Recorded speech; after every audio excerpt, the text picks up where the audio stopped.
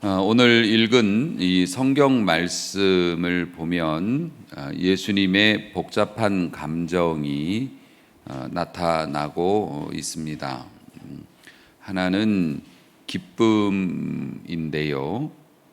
예수님께서 오늘 본문에 그렇게 명시되어 있는 것은 아니지만 예수님께서 하신 말씀의 맥을 짚어보면 느낄 수 있는 감정인데 지금 이때가 언제냐면은 예수님이 사마리아 지역에 가셔서 그러니까 유월절 보내시고 사마리아에 가셔서 그 사마리아 우물가에서 여인을 만나서 전도하셨죠. 그리고 거기서 이제 사마리아에서 이틀 계시고 다시 갈릴리 지역으로 내려오셔서 이전에 물을 포도주로 만들었던 가나라고 하는 동네로 오시는 과정을 이제 기록한 내용입니다. 근데 예수님께서 기분이 좋으셨던 것 같아요. 왜냐하면은 사마리아에서 주를 믿는 자들이 다수 생겨났거든요. 그런데 특이한 건 뭐냐면은 사마리아에서는 예수님이 직접 대중들을 만나서 뭐 이렇게 설득하고 이틀밖에 안 계셨기 때문에 그럴 기회는 없었고 그 동네 사람들이 어떻게 메시아인지 그분이 알아봤냐면 거기서 은혜 받은 그 여자가 가서 동네 사람들 찾아다니면서 내가 메시아를 만났다. 그래서 그 사람들이 아마 이제 예수님께 나왔고 그렇게 그들이 하나님을 만나는 것을 아마 보셨던 것 같아요. 이제 그런 고무된 마음으로 예수님께서 큰 기적을 행하거나 어떤 사람들이 깜짝 놀랄 만한 퍼포먼스를 하지 않으셨는데도 그 사람들은 전달된 말씀을 그냥 믿은 거지 않습니까? 근데 사마리아 사람들이 누굽니까? 지금 우리 이런 상황으로 보면 안 믿는 사람들이 교회 밖의 사람들이죠. 유대인들은 교회 다니는 사람이고 사마리아 사람들은 교회 밖에 있는 사람들인데 그런데 그 사람들은 기적이나 표적을 행하지 않았는데도 오히려 교회 안 다니는 사람들이 하나님을 알아보고 믿었단 말이에요. 그러니까 하나님께서 얼마나 기분이 좋으시겠어요. 그런데 그 좋은 기분 때문에 이런 말씀을 하신 거예요. 돌아오시면서 갈릴리로 오시면서 제자들에게 이런 말씀을 하십니다. 선지자가 고향에서는 높임을 받지 못한다. 그런 말씀을 하세요. 그러니까 지금 그 얘기가 뭡니까? 내가 사마리아에서는 높임을 받았다는 거잖아요. 떠받들음을 받았다는 게 아니라 하나님의 전하시는 말씀을 존중받았다는 거죠. 그런데 선지자가 고향에서는 인정을 못 받는다 이런 말씀을 왜 하셨냐면은 예수님이 실제로 예수님의 고향에서는 배척을 많이 받았어요. 그 사람들은 예수님이 전하시는 복음보다도 어린 시절에 예수님을 기억하던 사람들이지 않습니까? 네가 하나님의 아들이라고? 네 아버지는 내 친구 요셉이었어. 이렇게 되는 거죠. 네가 갑자기 우리 어린 시절부터 우리 동네에서 자라났는데 어디 갑자기 하나님의 아들이고 무슨 뭐 어쩌고 저쩌고 그러니까는 감히 하나님을 모독해? 이런 식의 분위기가 형성이 되었던. 심지어는 예수님의 다른 형제들도 믿지 않았다고 성경에 기록이 되어 있었습니다. 나중에야 이제 다 믿었지만은 그 형제들 요한복음 7장 5절에 보면 그 형제들까지도 예수를 믿지 아니함이로라 이렇게 돼 있을 정도니까 예수님께서 그런 부분이 씁쓸하셨던 것이죠. 예수님의 개인적인 그런 삶을 알고 있는 사람들이 그게 장벽이 돼 버린 거예요. 그래서 전하는 말씀을 똑바로 받아들이지 않아서. 그리고 또 하나 예수님께서 갈릴리에 이제 도착을 하시는데 갈릴리에는 가나 또 가버나움 이런 동네들이 있습니다. 그 갈릴리 지역에 도착을 하시니까 사람들이 예수님한테 몰리기 시작을 했습니다. 그냥 뭐 이게 아니고요. 유명 연예인이 오면 사람들이 몰리는 것처럼 사람들이 예수님께 나오기 시작을 했습니다. 그런데 예수님은 그것이 별로 기분이 좋은 일이 아니었던 거죠. 왜냐하면 이 오늘 본문에도 내용이 나옵니다마는 예수께서 45절 갈릴리 사람들이 그를 나와서 영접을 하는데 이는 이유가 뭐냐면 자기들도 명절에 예루살렘에 갔다가 예루살렘에서 예수님이 행하신 일을 보았다는 겁니다. 그게 뭐냐면 성전 정화 사건. 말씀드렸다시피 예루살렘 성전의 분위기는 너무도 서슬이 시퍼런 거죠. 바리새인들은 너무나 무서운 사람들이죠. 그들 손에 걸리면 종교적으로 낙인이 찍히게 되면 이제 사회생활이 불가능할 정도로. 그러니까 지금 인도 이게 다큐 같은 거 보면 인도 경찰은 무조건 때린다면서요. 예. 때리고 얘기를 시작한다며. 그냥 때린다면서요. 그러니까 이런 문명 국가에서 아무리 경찰이라도 막대기로 사람을 막 때리면 어떡해요. 근데 어떡하긴 뭘 어떡해. 안 맞으려면 조심해야지. 딱 그 분위기인 거예요. 바리새인들이. 하여튼 걸리면, 그리고 그 사람들은 늘 도와주려고 사람을 보는 게 아니라 저놈이 어디가 빈틈이 있을까, 요걸 보니까 사람들이 계속 무서워한단 말이죠. 그리고 실제로 사람을 죽일 수도 있었습니다. 이 사람들은 종교적인 문제에 걸리게 되면 사람들을 쳐 죽이기도 하니까 이 일반 평민들이 그 어마어마한 그런 막 요즘으로 말하면은 막 큰 백화점 같이 그렇게 웅장해 보이는 건물이 그 시대에 있었으니까요. 하얀 대리석으로 아파트 15층 높이까지 되는 그 정도 구조물을 쌓아 올리고 막 그 넓은 성전에서 사람들이 왔다 갔다 하니까 얼마나 이게 위세에 눌리겠습니까? 그 제사장들이 다니면서 똑바로 해. 그런데 거기를 다 엎어버렸다는 거 아닙니까? 예수님이.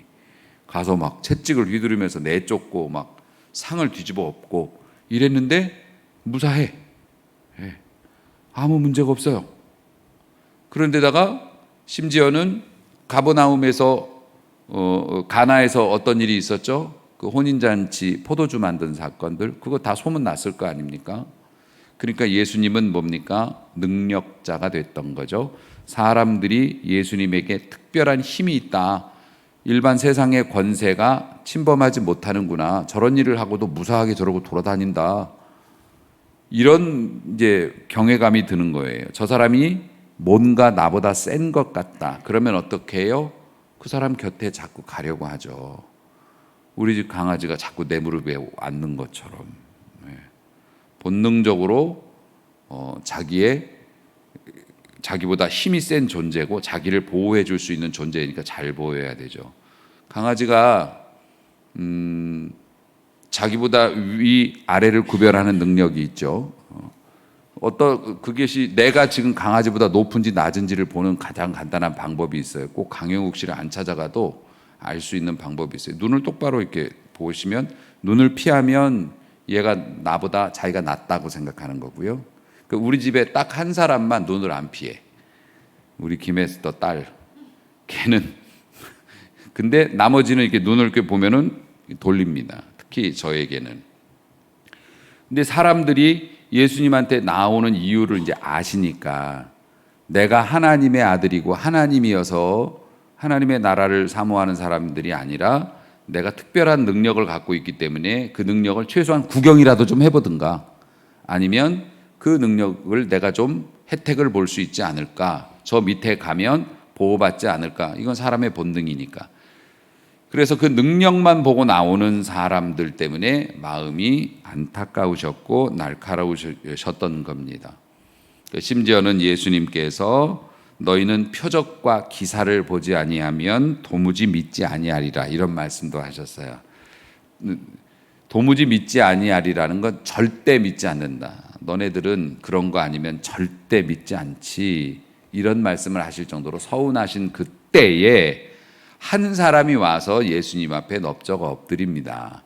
근데 그 사람의 행색이나 뭘로 보면 일반인이 아니에요.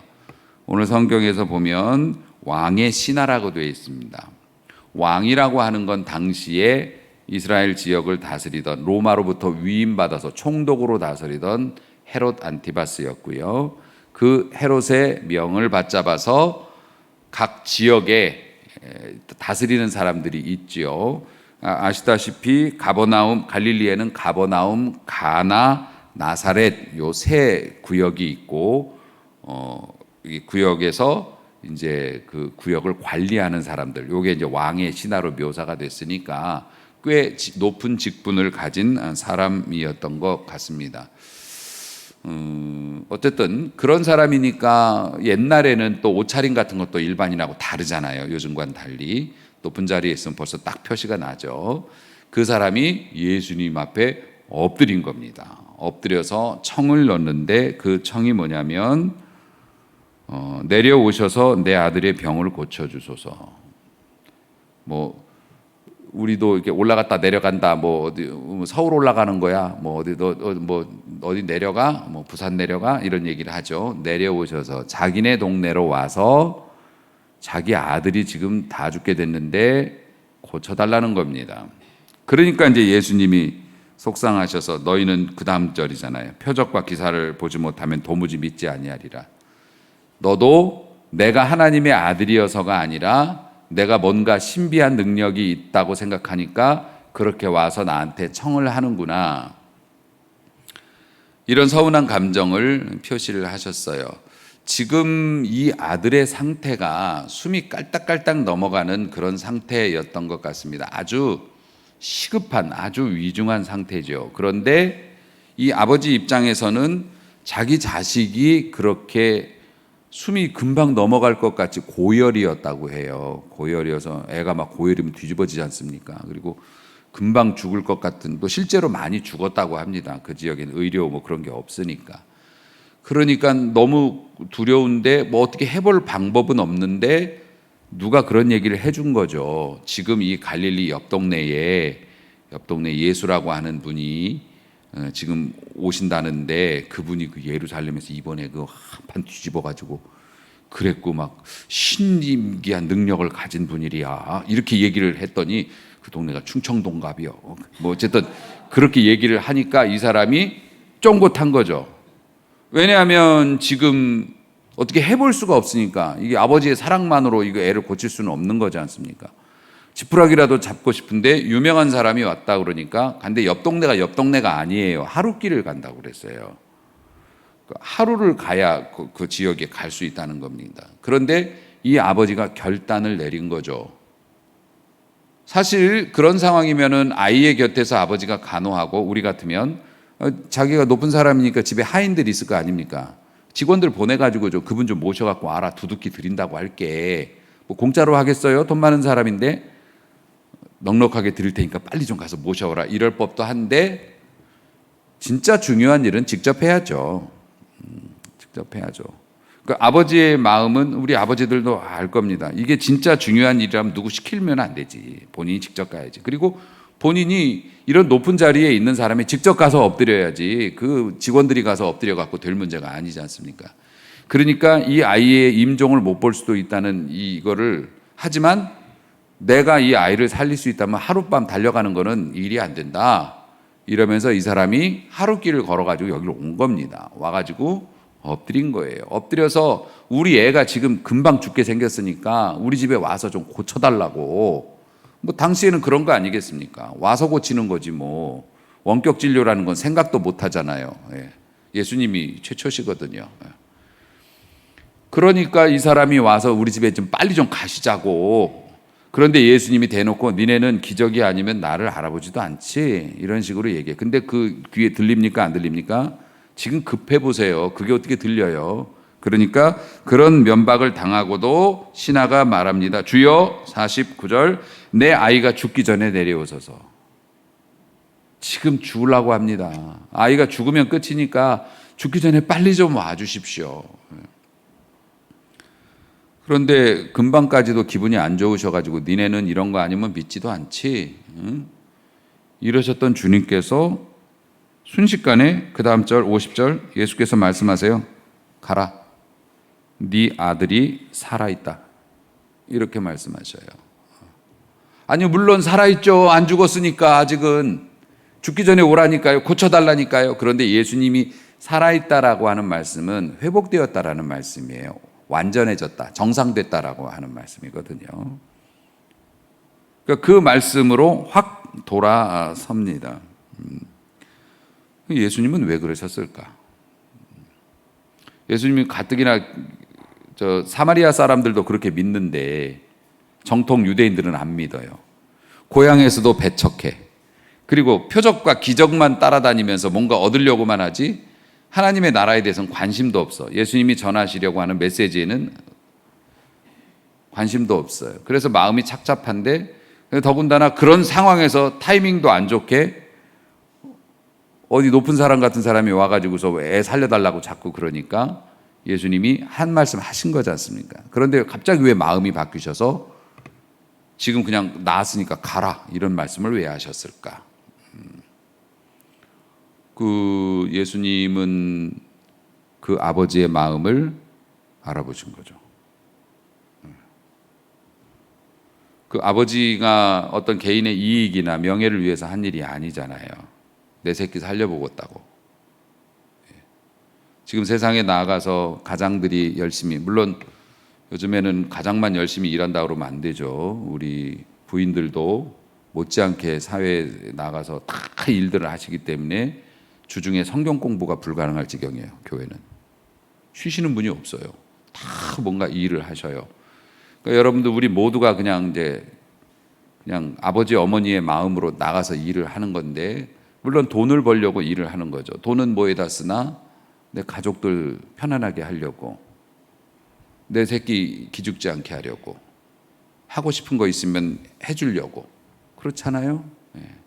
저처럼 샤워하는데도 비누 하나 놓고, 세수하는데도 하나 놓고, 2개 놓고 쓰려고, 삶을 좀 더 윤택하기 위해서 그렇게 열심히 일해요. TV에서 무슨 다큐 같은 거 험한 일 하시는 분들 막 진짜 뭐 말도 못하게 위험한 일 하시면서 인터뷰하면 꼭 뭐라 그래요? 다 우리 새끼들, 다 우리 새끼들하고 먹고 살려고 하는 짓이죠. 그게 아버지의 마음이죠. 내가 어떻게 되든 상관없어. 내 체면이든 내 뭐 위험이든 상관없어. 이렇게 해서 내 사랑하는 가족들이 편안해질 수 있다면 난 그거 해. 수많은 아버지들이 지금도 그렇게 살고 있고 예전에도 그렇게 살아서 우리들이 이렇게 온전한 삶을 유지할 수 있었죠. 우리 어머니들도 마찬가지고요. 뭐 얼마 전에도 또 그런 뉴스가 있었습니다마는 물에 빠진 자식을 구하기 위해서 뛰어들었다가 돌아가신 분 계시지 않습니까? 아버지가. 그분 천국에서 인터뷰해 보면 당신은 젊은 나이고 앞으로도 할 일도 많았을 텐데 자식을 구하기 위해서 물에 들어갔다가 본인이 목숨을 잃어서 이 세상의 삶을 끝냈는데 후회하십니까? 라고 물어보면 여러분 같으면 뭐라고 대답하겠어요? 예. 대답을 하실 수가 없겠죠. 나는 살아있으니까. 대부분의 사람들은 뭐라고 대답을 할까요? 뭐 아쉬운 점도 있고 내 이후에 이 가족들이 어떻게 살아갈까에 대한 걱정도 있지만 내가 그렇게 해서 내 아들을 구했거나 아니면 만약에 구하지 못하고 같이 그렇게 됐다고 하더라도 내 자식을 위해서 내 생명을 바칠 수 있게 된 것에 대해서는 내가 아버지이니까 나는 후회는 없다. 보통은 그렇게 말할 수 있을 것 같아요. 그렇죠? 예. 강요합니다. 그렇죠? 예. 예. 그렇다고. 그러니까 아버지의 마음이 그런 거죠. 비록 투박하게 뭐 그렇게 뭐 그럴 수도 있지만 사회에 나가서 그냥 가장 앞서서 모진 바람을 맞으면서도 꿋꿋하게 버티는 게 내 뭐 자아를 실현하기 위함도 있지만 근본적으로 우리의 뼛속에 새겨진 하나님의 그 마음, 아버지의 마음이 있기 때문에. 근데 예수님께서 이 신하가 간절하게 면박을 당하면서도 신경도 안 쓰고 지금 내려가야 살 수 있을 것 같습니다라고 막 졸라대니까 그 아버지의 마음이 울컥하고 올라오셨겠죠. 왜냐하면 이거는 그 데칼코마니니까. 데칼코마니 하면 그 여러분들은 어떤 거 기억나세요? 우리 초등학교 때 물감 이렇게 해가지고서 나비 이렇게 하면 나이가 좀 잡수신 거고 마마무가 생각나면 이제 신세대인 거예요. 예. 어쨌든 데칼코마니 같은 거예요. 이 아버지가 쏟아놓은 아버지의 마음을 주님은 이렇게 해서 뭘로 본 겁니까? 하나님의 마음으로 본 거죠. 우리 아버지도 이렇게 사랑하시는데 이 사람도 자식을 그렇게 사랑하는구나. 그런데 좀 다른 게 있죠. 이게 딱 찍었는데 모양은 반대로 나오잖아요. 이거는 지금 이 사람은 자기 병든 자식 살리려고 와서 이렇게 희생을 감수하고 모욕을 감수하고 하는데, 하나님은 뭐예요? 자식을 죽이려고, 자식을 죽는데 내어주신 거 아닙니까? 그러니까 같은 데칼코마니로 이렇게 했지만 하나님께서는 자신이 죽는 거죠. 사실 자식이라고 하지만 예수님은 하나님이시니까 하나님은 자기의 목숨을 버리신 거지 않습니까? 무엇을 위해서? 자신이 창조한 우리 사람을 위해서. 심지어는 자식이 아니지만 피조물이지만 자식으로 입양을 하신 거잖아요. 영접하는 자, 그 이름을 믿는 자들에게는 하나님의 자녀가 되는 권세, 특권을 주셨으니 아멘. 예. 그러니까 우리를 자녀 삼으시려고 하나님 스스로가 죽으신 거죠. 그러니까 예수님은 그 하나님의 사랑 때문에 무거운 마음으로 세상에 오셔서 그 사랑을 사람들이 좀 받아주고 알아줬으면 좋겠는데 엉뚱한 데만 관심을 두고 졸졸 따라다니기는 하는데 엉뚱한 것만 쳐다보고 있는 사람들이 안타까워하던 차이에 진짜 아버지의 마음을 가진 이 아버지를 만나고 나서 그 불쌍함을 느끼셨죠. 그리고 나서는 뭐 일사천리로 끝난 거 아닙니까? 땡, 지금 나왔으니까 가봐라. 근데 또 이 사람이 가요. 저 같으면요, 아유, 말로만 그러지 마시고 같이 가셔야죠. 가서 안 나왔으면 책임지실라나? 이럴 것 같은데, 저 같으면. 아유, 말씀으로 나왔다고만 그러지 마시고. 왜냐하면 확인이 안 되니까요.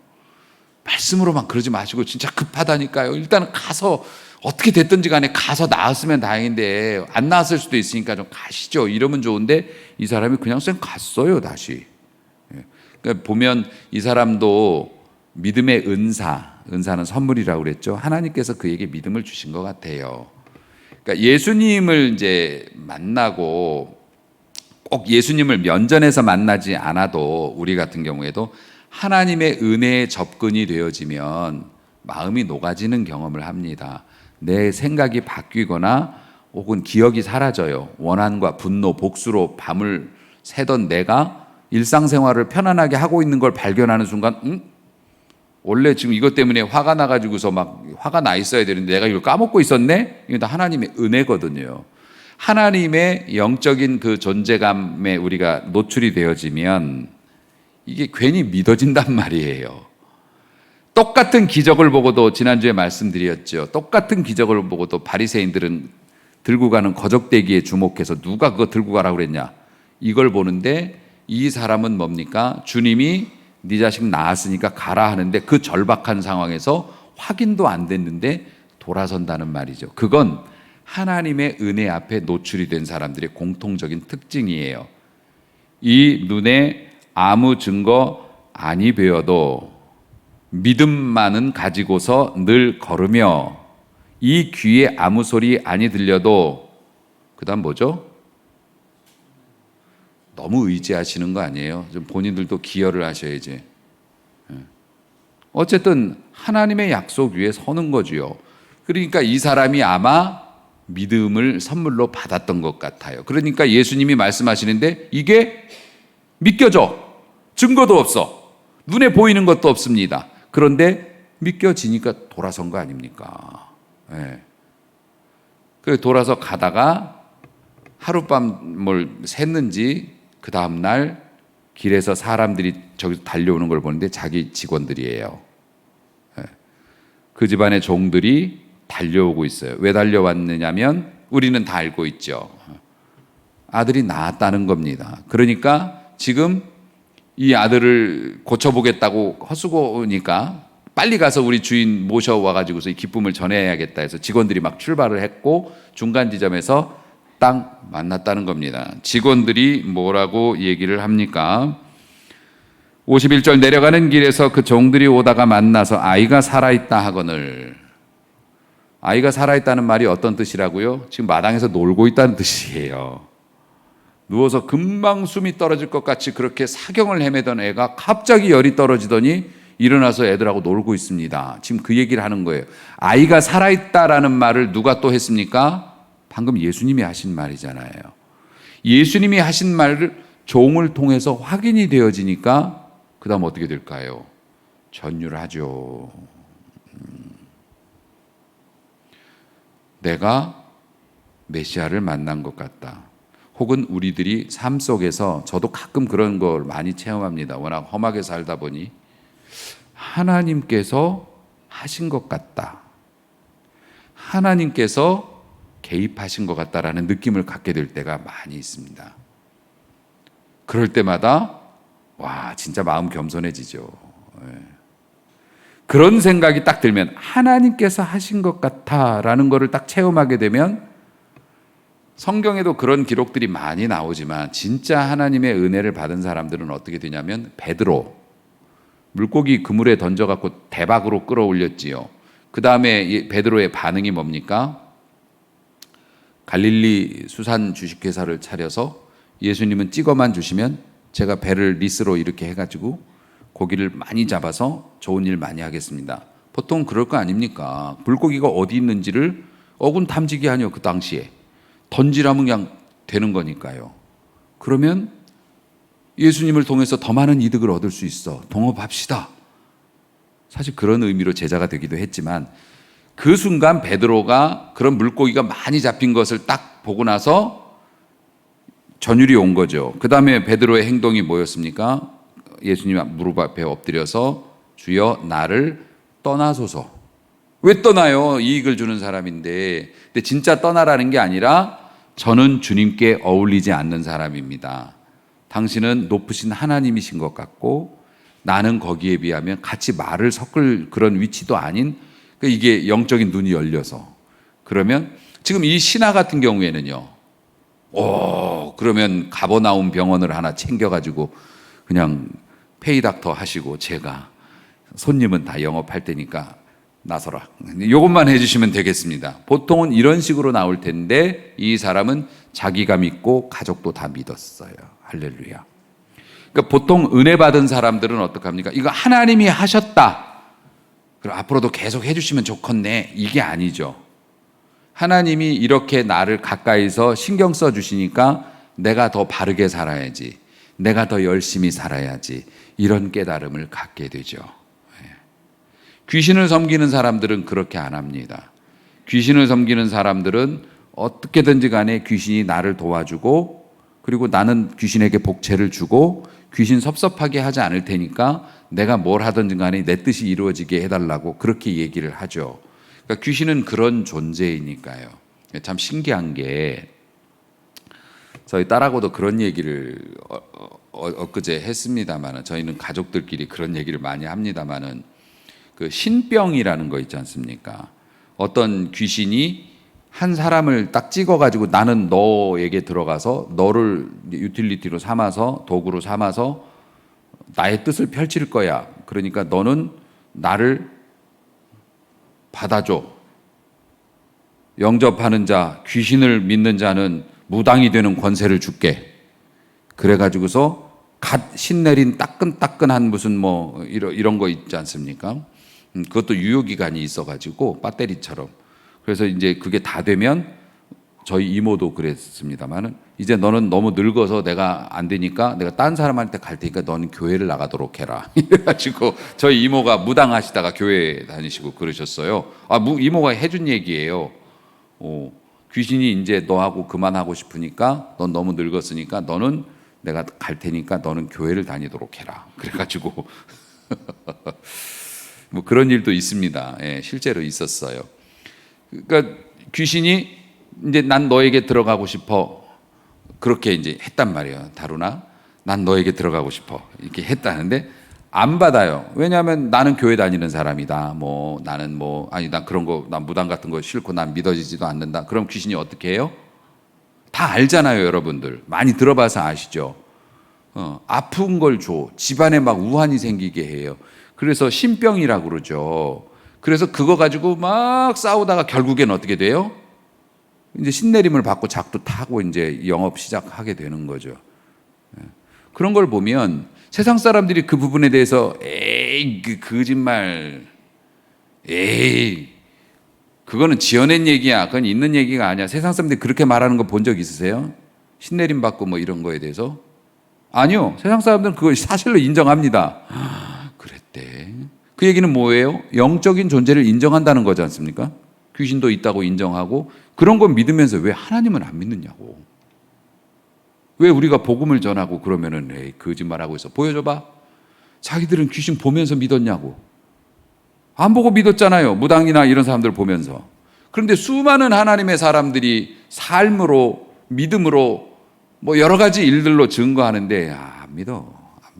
그러는 걸 보면 우리는 하나님을 믿고 이 자리에 있는 거니까 이게 진짜 특별한 선물이라니까는요.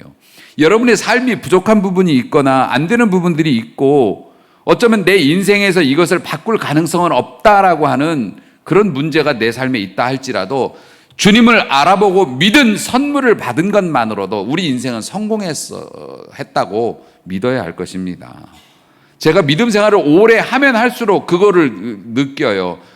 와, 내 인생 뭐 다른 사람이 부러울 만한 인생이 아닐 수는 있게 보일 수는 있지만 나는 진짜 수지 맞았다. 하나님 믿게 된 것에 대해서, 하나님을 알게 된 것에 대해서 후회 없고 부끄럼 없다. 또 그렇게 그 믿음으로 살았더니 여러분들이 저 사랑해 주시고 자식들이 저 존중해 주고 내가 뭐 문제 있어요. 하나님 앞에서 지금도 오늘도 열심히 말씀 증거하면서 이렇게 살고 있는데 믿음의 복이 참 복이고요. 그것도 귀신을 믿는 게 아니라 하나님을 믿게 된 게 복이고 이 왕의 신하 이 사람도 그 믿음의 복을 받았어요. 그래서 알아보는 거죠. 그리고 그분이 보통 분이 아니고 하나님의 아들이거나 하나님이시라는 것을 깨달은 순간 되돌아가서 그분한테 더 큰 기적을 바라는 것이 아니라 믿고 자기 사랑하는 가족들이, 왜냐하면 내가 진짜 믿은 거니까 가족들도 함께 믿을 수 있도록 전도를 했다는 것입니다. 놀라운 일이 아닐 수가 없고 이런 은혜를 받으신 여러분 자주 더 경험하시기를 주의 이름으로 축복합니다. 와, 하나님께서 도와주셔서 기적같이 이 일이 성공했네? 다음에도 또 도와달라고 해야지? 라기보다는 하나님이 도와주셨으니까 내가 이럴수록 하나님이 주신 것들을 소중히 여기고 하나님 앞에서 더 정직하게 더 바르게 살아야지라는 각오와 결단, 이게 진짜 믿는 사람들의 모습이니까요. 자, 사랑하는 성도 여러분, 이 말씀을 통해서 우리가 받을 수 있는 교훈이 있습니다. 하나는 아버지의 마음이죠. 아버지의 마음이라는 것이, 부모의 마음이라고 하는 것이 특징이 뭐냐면 그 사랑이 아가페의 사랑이지 않습니까? 대가를 바라지 않고 계산이 안 맞아도 계속 가는 거죠. 오히려 내가 손해볼수록 보람을 느껴요. 이게 아가페의 사랑이에요. 하나님이 우리에게 하셨고 우리가 추구해야 될 사랑이죠. 성도들이 세상을 향해서도 아가페의 사랑으로. 그러니까 이분들은 뭐가 고민이냐면 우리 부모들이 자식을 향해서 더 많이 해주지 못한 것에 대해서 자책하는 마음은 있지만 내가 해준 것이 손해라고 속상하면 말로는 그럴 수 있죠. 내가 괜히 저놈한테 투자한 게 얼마인데 저놈이 쳤다위로 나를 뭐 그럴 수는 있지만 그거는 힘드니까 그냥 뱉는 넋두린 거고 사실 속마음은 안 그렇죠. 아가페의 마음, 아버지의 마음, 그것을 주님은, 하나님은 알아보신다. 그러니까 여러분이 사심없이 내 사랑하는 자식을 위해서 하나님 앞에 나간다면 우리 하나님께서는 절대로 여러분들 실망시키지 않으실 겁니다. 왜냐하면 우리가 그릇된 동기로 나갈 수도 있습니다. 그리고 잘 모르고 나갈 수도 있어요.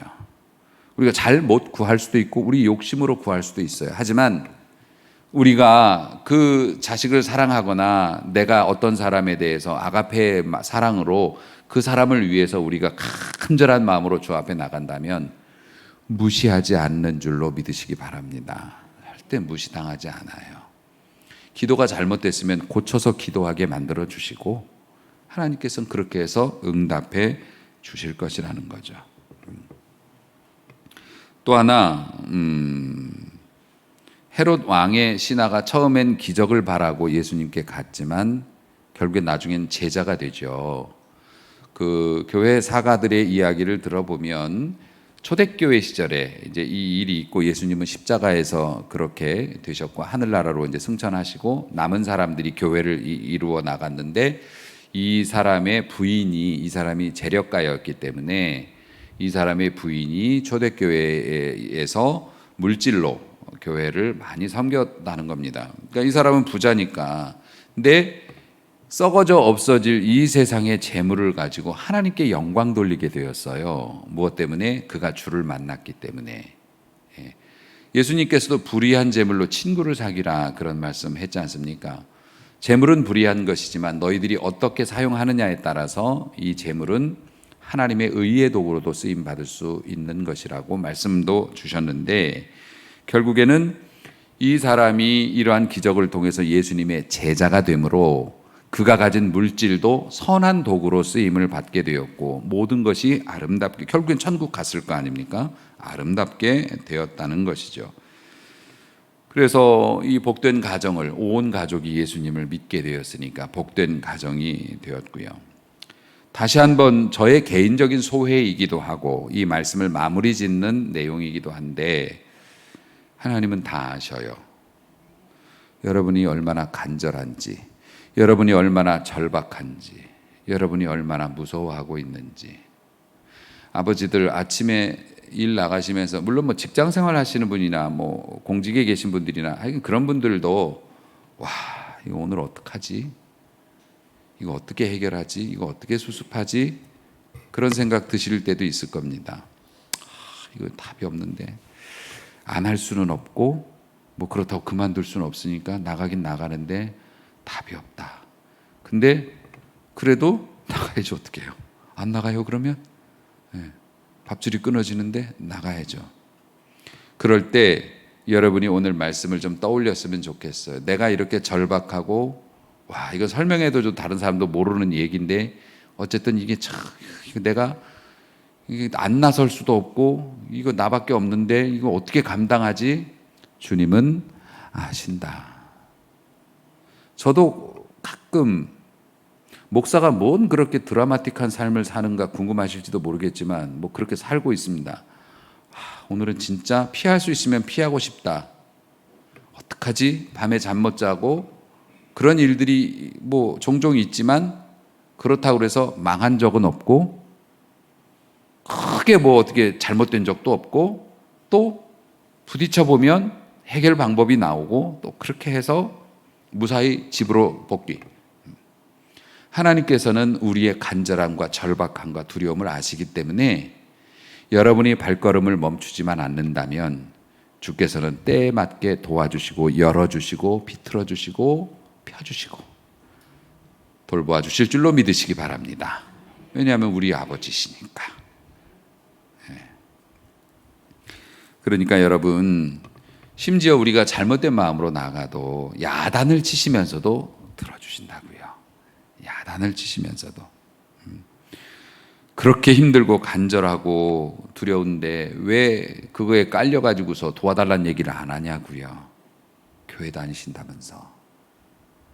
모르는 사람은 몰라서나 기도 못한다고 그러죠. 그러니까 제발 눈 감고 손 모으고, 유치원에서 그러잖아요. 눈 감고 손 모으고. 왜 기도할 때 눈 감고 손 모으라고 할까? 일단 눈을 뜨면 보이는 게 너무 많아서 헷갈리니까 눈을 감고 손을 모으라는 거죠. 저는 뭐 잘 모르겠어요.